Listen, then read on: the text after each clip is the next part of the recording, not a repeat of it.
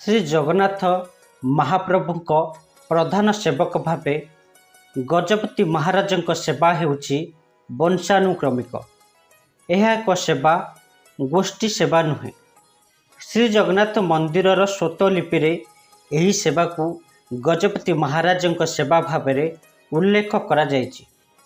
ଶ୍ରୀ ଜଗନ୍ନାଥ ମହାପ୍ରଭୁଙ୍କର ପ୍ରଥମ ସେବକ ଭାବେ ଗଜପତି ମହାରାଜ ପ୍ରତ୍ୟହ ଶ୍ରୀମନ୍ଦିରରୁ ଖେଇ ସ୍ୱରୂପ ମହାପ୍ରସାଦ ପାଇଥାନ୍ତି।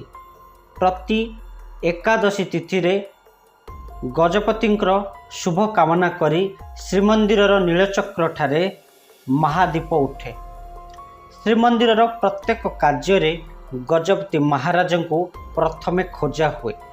ହେଲେ କ'ଣ ଆପଣ ଜାଣିଛନ୍ତି ଗଜପତି ମହାରାଜ ଏହି ସେବା କାମ କରି କେତେ ଦରମା ପାଆନ୍ତି? ଆମେ ଦରମା ଶବ୍ଦ କହିବା ଭୁଲ ହେବ, ତଥାପି ଆମେ ଏହା କହିପାରିବା ସେବାର ମୂଲ୍ୟ। ସମ୍ପତ୍ତି ବିଷୟରେ କହିବା ପୂର୍ବରୁ ଆମ ଚ୍ୟାନେଲକୁ ନୂଆ କରି ଆସିଥିଲେ ଟିକେ ସବସ୍କ୍ରାଇବ୍ କରି, ଯଦି ଏହି ଭିଡ଼ିଓ ଆପଣଙ୍କୁ ପସନ୍ଦ ଆସିବ ଦୟାକରି ଟିକେ ଲାଇକ୍ କରିଦିଅନ୍ତୁ।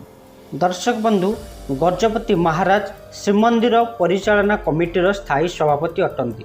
ତେଣୁ ତାଙ୍କୁ ମାସିକ ଭତ୍ତା ସହ ଅନେକ ସୁବିଧା ସୁଯୋଗ ଦିଆଯାଇଥାଏ। କାରଣ ଆମେ ଗଣତନ୍ତ୍ର ଶାସନରେ ସମସ୍ତେ ଚାଲୁଛେ। ସେହିପରି ଗଜପତି ମହାରାଜଙ୍କୁ କୋଠ ଗୋଦାମର ଦ୍ରବ୍ୟ ଆକାରରେ ପ୍ରତିଦିନ 7 କେଜି 350 ଗ୍ରାମର ଚୁନା ଚାଉଳ ଦିଆଯାଏ। ଏହାକୁ ଯଦି ହିସାବ କଲେ ବର୍ଷକୁ ପ୍ରାୟ 2600 ଗ୍ରାମର ଚୁନା ଚାଉଳ ପ୍ରାୟ ଗଜପତିଙ୍କୁ ଦିଆଯାଉଛି।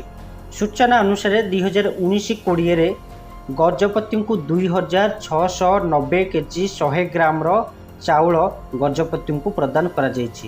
ପ୍ରଭୁ ଜଗନ୍ନାଥଙ୍କର ସେବା କାର୍ଯ୍ୟ ପାଇଁ ପ୍ରତିଦିନ ଗଜପତିଙ୍କୁ ମହାପ୍ରସାଦ ମିଳୁଛି।